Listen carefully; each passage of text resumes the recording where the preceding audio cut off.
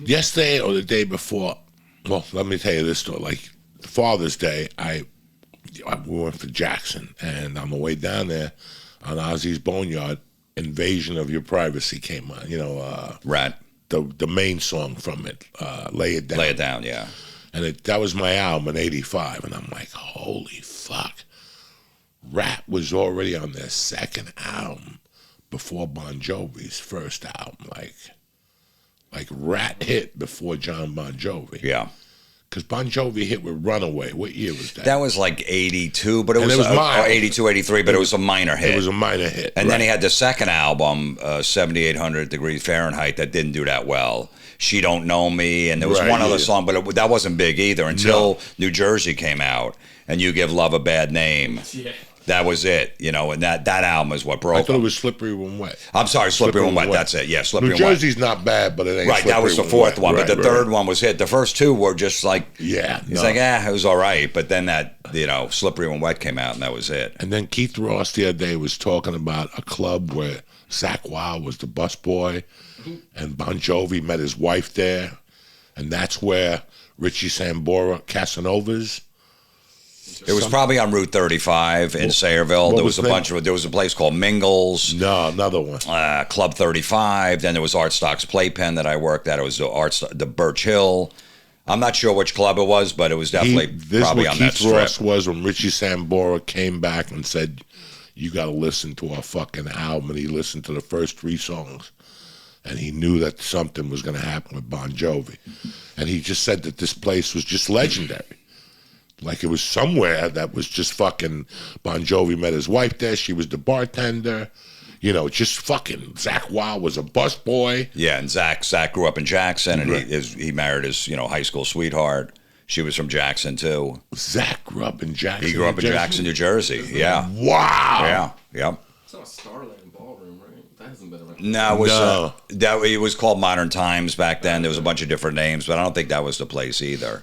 Well, you know how my brothers are ball busters. You know my brothers. Right. Just tremendous. So I was telling you about the Bon Jovi look. So we're down in Long Beach Island at this place on vacation, and I got the long hair, and we're at this bar on like a Monday night. It's packed. And I went to the bar to go get drinks, and some girl goes, is that Bon Jovi over there? They thought it was me, and then of course my brother's like, yeah, that's him. They're like, that's Bon Jovi. He's like, yeah, listen, he's here on vacation. Don't really bother him. Just go up and say hi. Don't make a big deal.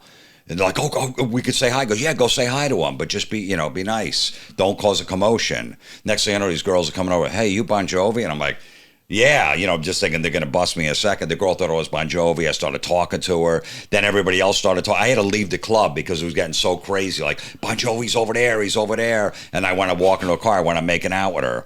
And she's like, I can't believe I'm making out with John Bon Jovi. I'm like, what are you going to do? Is that wrong that I did that? No, that's fun. But my brothers did that. They go, that's Bon Jovi over there, of course. And I just said yes. And I'm thinking, I did it at the comic strip one time in New York City. I had the long blonde hair, curly blonde hair. And one guy's like, are you the singer from Led Zeppelin? I'm like, yeah, but just keep it quiet. Just keep it quiet. I'm just here to see some comedians. They're like, oh my God. And this was before cameras. Like, he didn't have his phone to take a picture. I go, listen, yeah, just keep it quiet, man. I love stand-up comedy. I'm in New York. Meanwhile, I had the same jersey. I didn't have a British accent or anything. That's like the story when I sold the guy a membership to the mob. To what? To the mafia. Right. I even gave him an membership. Yeah. He kept telling me, I want to be in the mob. How do I do it? I go, that's easy. I'll make a call for you. You have to fill out an application. It's like $2,000 initiation. He gave it to me. And for months, he would say, did you hear anything from them? No. Haven't heard anything. Right. He called about. Yeah, almost like it's good if you don't hear anything. Right. That means they like you. You're protected. I mean, this was 1995. He still calls me once a year. And somewhere in the conversation, he'll go, hey, man, I never heard from those guys. Really? And what do you say? I don't even. Just like that, but Just the fact. Right. He hasn't asked me for up. He didn't ask me for the 2 G's back. Right. So I don't care. Once he asked me for the 2 G's back, then I just hang up on him. But until then, I'll keep talking. 1995, it's over. That 7-year grace period went out the fucking window. Right, yeah. I'm not. The statute of limitations is over. Yeah, the statute of limitations is stupidity because that's as dumb as you can be. When he was counting the money out to me, I'm like, no, he's not. No, he's not. This has to stop somewhere. Like, when is he going to go? You thought you had me? Ha, I'm going to laugh and buy a gram of Coke? No. He gave me the 2,000, and then we hung out for like 2 months, and he was like, man, I can't wait to be in the mafia. I'm like, Jesus Christ, this poor bastard's retarded. One thing that I'm really learning about, and I feel kind of embarrassed about, I came from northern New Jersey, and we had the soap factory. Yeah. We had hole in your pants, whatever, hole in the wall. Hole in the wall, yeah. Whatever the fuck it was. You know, and then I used to go see Sticky Fingers someplace.